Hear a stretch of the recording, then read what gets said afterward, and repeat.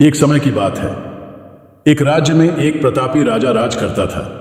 एक दिन उसके दरबार में एक विदेशी आगंतुक आया और उसने राजा को एक सुंदर पत्थर उपहार में दिया। राजा वह पत्थर देख बहुत प्रसन्न हुआ। उसने उस पत्थर से भगवान विष्णु की प्रतिमा का निर्माण कर उसे राज्य के मंदिर में स्थापित करने का निर्णय लिया और प्रतिमा निर्माण का कार्य राज्य के महामंत्री को सौंप दिया।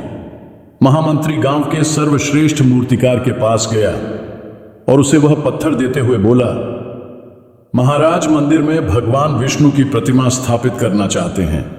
7 दिवस के भीतर इस पत्थर से भगवान विष्णु की प्रतिमा तैयार कर राजमहल पहुंचा देना। इसके लिए तुम्हें 50 स्वर्ण मुद्राएं दी जाएंगी।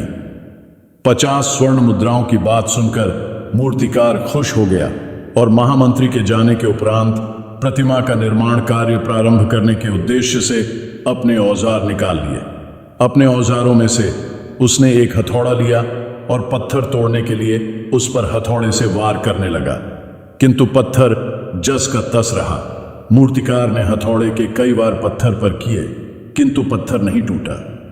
50 बार प्रयास करने के उपरांत मूर्तिकार ने अंतिम बार प्रयास करने के उद्देश्य से हथौड़ा उठाया, किंतु यह सोचकर हथौड़े पर प्रहार करने के पूर्व ही उसने हाथ खींच लिया कि जब 50 बार वार करने से पत्थर नहीं टूटा तो अब क्या टूटेगा। वह पत्थर लेकर वापस महामंत्री के पास गया और उसे यह कह वापस कराया कि इस पत्थर को तोड़ना नामुमकिन है, इसलिए इससे भगवान विष्णु की प्रतिमा नहीं बन सकती। महामंत्री को राजा का आदेश हर स्थिति में पूर्ण करना था, इसलिए उसने भगवान विष्णु की प्रतिमा निर्मित करने का कार्य गांव के एक साधारण से मूर्तिकार को सौंप दिया। पत्थर लेकर मूर्तिकार ने महामंत्री के सामने ही उस पर हथौड़े से प्रहार किया और वह पत्थर एक बार में ही टूट गया। पत्थर टूटने के बाद मूर्तिकार प्रतिमा बनाने में जुट गया।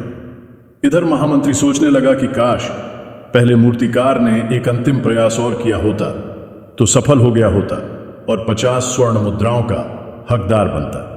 हम भी अपने जीवन में ऐसी परिस्थितियों से दो चार होते रहते हैं। कई बार किसी कार्य को करने के पूर्व या किसी समस्या के सामने आने पर उसका निराकरण करने के पूर्व ही हमारा आत्मविश्वास डगमगा जाता है और हम प्रयास किए बिना ही हार मान लेते हैं। कई बार हम 1-2 प्रयास में असफलता मिलने पर आगे प्रयास करना छोड़ देते हैं, जबकि हो सकता है कि कुछ प्रयास और करने पर कार्य पूर्ण हो जाता या समस्या का समाधान हो जाता। यदि जीवन में सफलता प्राप्त करनी है तो बार बार असफल होने पर भी तब तक प्रयास करना नहीं छोड़ना चाहिए जब तक सफलता नहीं मिल जाती।